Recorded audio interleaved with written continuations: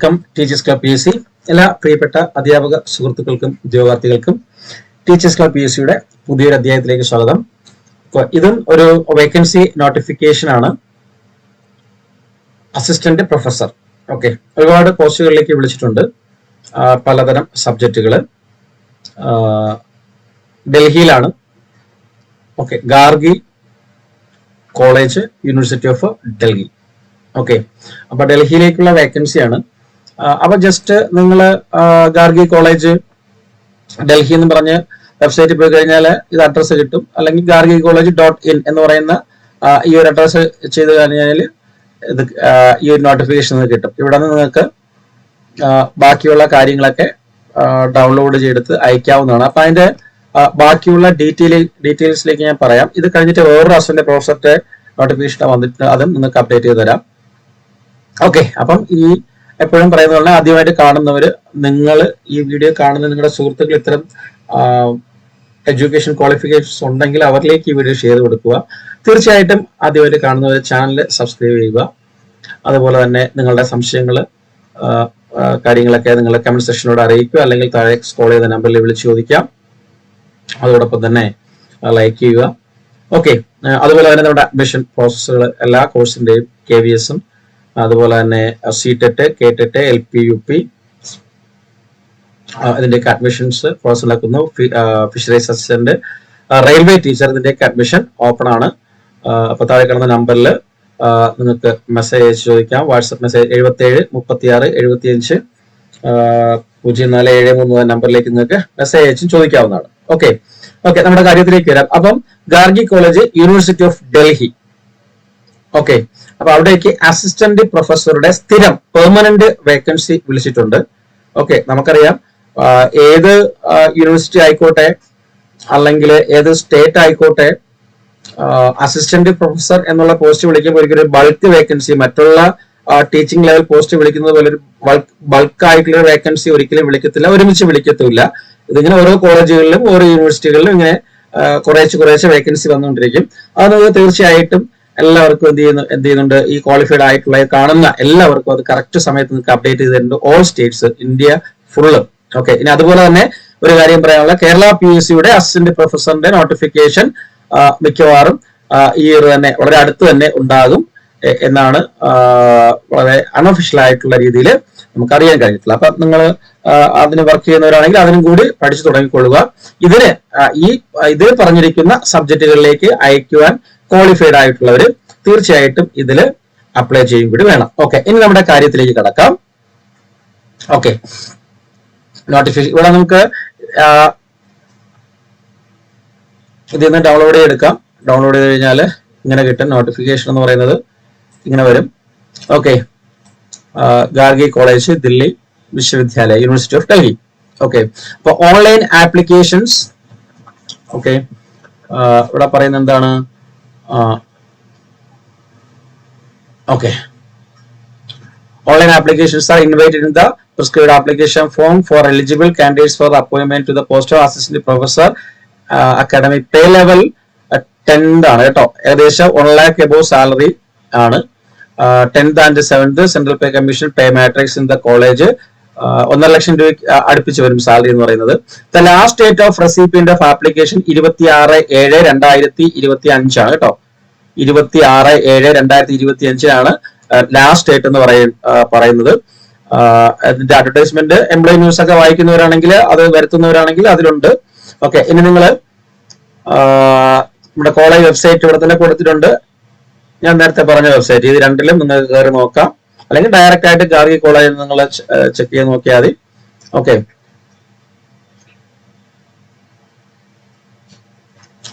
ഇതിനൊക്കെ നോട്ടിഫിക്കേഷൻ കിട്ടും. അപ്പൊ അതില് ആദ്യം നമുക്ക് വേക്കൻസിയുമായിട്ട്, അപ്പൊ ഈ ഡേറ്റ് മറക്കരുത്.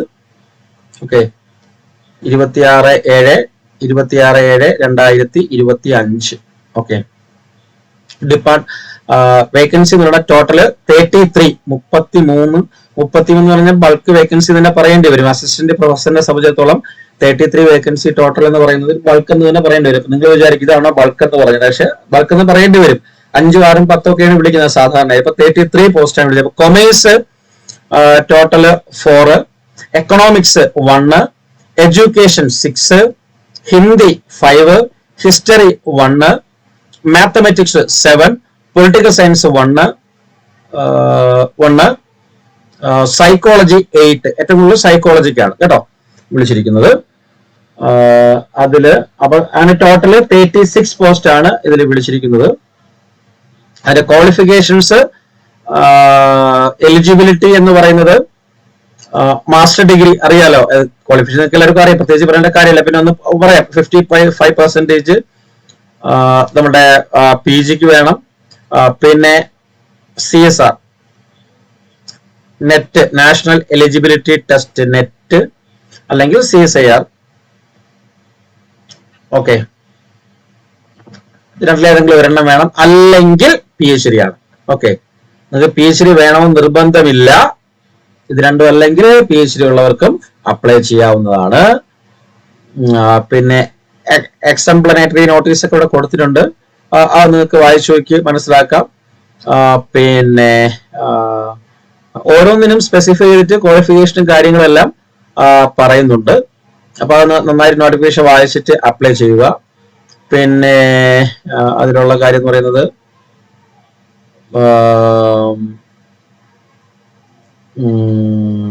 റിലാക്സേഷൻ, ഈ കാസ്റ്റിന്റെയും മറ്റു മാർക്കിന്റെയും പേപ്പർ പ്രസന്റ് ചെയ്യുന്നതും അങ്ങനെ കുറെ കാര്യങ്ങളുണ്ട്. അതിലൊക്കെ നിങ്ങൾക്ക് റിലാക്സേഷൻ കിട്ടുന്നതായിരിക്കും. ഇനി ജനറൽ ഇൻസ്ട്രക്ഷൻസ് അതിൽ പ്രധാനമായിട്ടും പറയേണ്ടതെന്ന് പറയുന്നത് ഫീസിന്റെ കാര്യമാണ്. അസിസ്റ്റന്റ് പ്രൊഫസറിന്റെ ഫീസ് എന്ന് പറയുന്നത് അൺറിസർവ്ഡ് കാറ്റഗറിക്ക്, ജനറൽ കാറ്റഗറിക്ക് 2000, OBCക്ക് 1500, SC/STക്ക് 1000, ദിവ്യാംഗനർക്ക് അതായത് വികലാംഗർക്ക് 500 ഫീ എന്ന് പറയുന്നത്.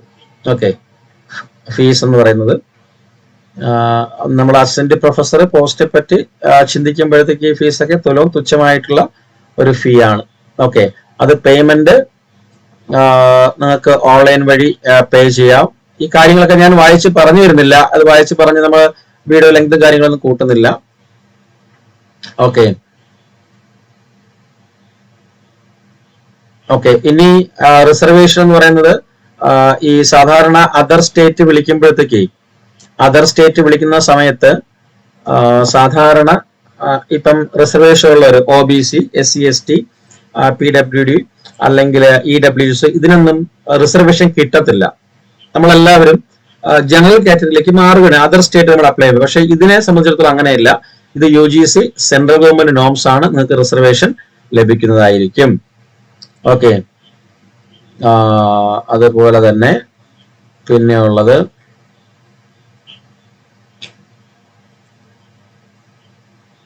the shortlisted candidates called for interview should report along with all the testimonial certificates, photo, other ID card, a set of attested copy of certificates should be submitted at the time of interview. ബാക്കിയുള്ള കാര്യങ്ങളൊക്കെ ഇവിടെ പറയുന്നത്. Okay, ഇന്റർവ്യൂവിന് TAD ഒന്നും provide ചെയ്യത്തില്ല എന്ന് പറയുന്നുണ്ട്. അതായത് ഓരോന്നിനും അപേക്ഷകര് ആപ്ലിക്കൻസ്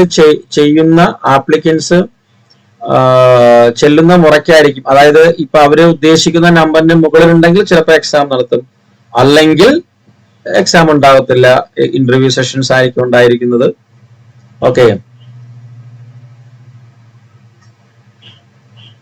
ഇവിടെ പറഞ്ഞിട്ടുണ്ട്, അതാണ് ഇവിടെ പറഞ്ഞിട്ടുണ്ട്, the applications received shall be screened as per the screening guidelines attached with the advertisement for shortlisting and recommending the applicants to be called for interview.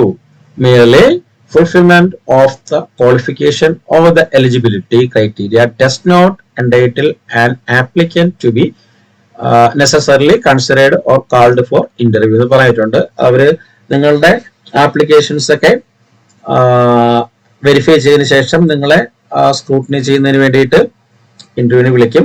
ഇന്റർവ്യൂവിന് ചിലവൊക്കെ നിങ്ങൾ സ്വന്തമായിട്ട് വഹിക്കുകയും വേണം. ഇത്രയും നല്ലൊരു പോസ്റ്റ്, ഇത്രയും വലിയ സാലറി കിട്ടുന്ന പോസ്റ്റ്, നിങ്ങൾ ഇതിൽ ക്വാളിഫൈഡ് ആണെങ്കിൽ നിങ്ങൾക്ക് തീർച്ചയായിട്ടും പോയി എഴുതുന്നതിനോ അല്ലെങ്കിൽ ഇന്റർവ്യൂ അറ്റൻഡ് ചെയ്യുന്നതിനോ യാതൊരു പ്രശ്നമുള്ള കാര്യമല്ല. ഓക്കെ, ഇനി സ്ക്രീനിങ്ങിന്റെയും ഷോർട്ട് ലിസ്റ്റിംഗിന്റെയും അതിന്റെയൊക്കെ ഗൈഡ് ലൈൻസ് ആണ് പറഞ്ഞിരിക്കുന്നത്. അത് വായിച്ചു നോക്കുക. The documents is divided into following sessions: criteria for the evaluation of candidates for determining their eligibility for their shortlisting for interview, constitution committee for screening and shortlisting of candidates, criteria and process, important note, constitution committee assistant, the selection committee for the assessment through the presentation by the shortlisted candidates, in a criteria evaluation candidates for determining their eligibility for their shortlisting for the interview, criteria പറയുന്നുണ്ട്. Score, അതായത് നിങ്ങൾ കൊണ്ടുപോകുന്ന നിങ്ങളുടെ certificate കാര്യങ്ങൾക്കൊക്കെയുള്ള scores ഉണ്ട്. ആ criteria അതിവിടെ correct പറയുന്നത് graduation 80% ആണെങ്കിൽ എത്രയാണെന്നും 60% കിട്ടിക്കഴിഞ്ഞാൽ എത്രയാണെന്നും 50% കിട്ടിക്കഴിഞ്ഞാലും 40, അതായത് ജസ്റ്റ് പാസ് ആണെങ്കിൽ എത്രയാണ് നിങ്ങളുടെ സ്കോർ കിട്ടാൻ പോകുന്നതൊക്കെ കറക്റ്റ് ഇവിടെ പറയുന്നുണ്ട്. നിങ്ങൾക്ക് തന്നെ ഡിസൈഡ് ചെയ്യാം. പോസ്റ്റ് ഗ്രാജുവേഷന് ഉള്ള അത് പറയുന്നുണ്ട്, SC/ST OBC അവരുടെ കാര്യം പറയുന്നുണ്ട്, MPhilനുള്ള കാര്യം പറയുന്നുണ്ട്, PhDയുടെ കാര്യം പറയുന്നുണ്ട്, നെറ്റ് വിത്ത് JRFന്റെ പറയുന്നുണ്ട്, നെറ്റ് വെറും നെറ്റിന്റെയും പറയുന്നുണ്ട്. ഓക്കെ, പിന്നെ അതുപോലെ തന്നെ ടീച്ചിങ് എക്സ്പീരിയൻസ്, പോസ്റ്റ് വാക്കൽ എക്സ്പീരിയൻസ് അതിന് 10 പോയിന്റ്, അവാർഡ്സ് ഓണേഴ്സ് മറ്റെന്തെങ്കിലും ഉണ്ടെങ്കിൽ അതിന് 3 പോയിന്റ്സ്, അതുപോലെ തന്നെ സ്റ്റേറ്റ് ലെവൽ എന്തെങ്കിലും അവാർഡ്സ് ഉണ്ടെങ്കിൽ 2 പോയിന്റ്സ്. ഇതെല്ലാം കൂടെ നോക്കിയിട്ടാണ് താഴെ പറയുന്നത്. MPhil plus PhD maximum 25 mark, JRF for NET maximum 10 mark, പിന്നെ award category maximum 3 mark, academic score 84. Okay, ബാക്കി ഇതെല്ലാം കൂടെ ചേർത്തിട്ടാണ്. പിന്നെ റിസർച്ച് പബ്ലിക്കേഷൻസിന് 6 മാർക്ക്, ടീച്ചിങ് എക്സ്പീരിയൻസിന് 10 മാർക്ക്, ടോട്ടൽ സ്കോർ 100. അപ്പൊ നല്ലൊരു കാര്യം തന്നെയാണ് കേട്ടോ. നിങ്ങൾക്ക് ഇത്രയും എഫിഷ്യൻസി ഒക്കെ ഉണ്ടെങ്കിൽ തീർച്ചയായിട്ടും അപ്ലൈ ചെയ്യാം. അങ്ങനെയാണ് ഒരു സ്കോർ കണക്കാക്കുന്നത്. എന്നിട്ട് അത് സ്ക്രീനിൽ വിടും, അതിനുശേഷം ഷോർട്ട് ലിസ്റ്റ് ചെയ്യും. ഓക്കെ, അങ്ങനെയാണ് അപ്പോയിന്റ്മെന്റ് ചെയ്യുന്നത്. ഓക്കെ, അപ്പൊ ഈ കാര്യങ്ങളൊക്കെ കറക്റ്റ് എന്നിട്ട് അവർ വരുന്ന സ്കോർസ് ഇങ്ങനെയാണ്. ABCD എന്ന് പറഞ്ഞ തരും. A for excellent, B for very good, C for good, D for average, E for below average. ഇങ്ങനെയുള്ള അസസ്മെന്റ് നിങ്ങൾക്ക് തരും.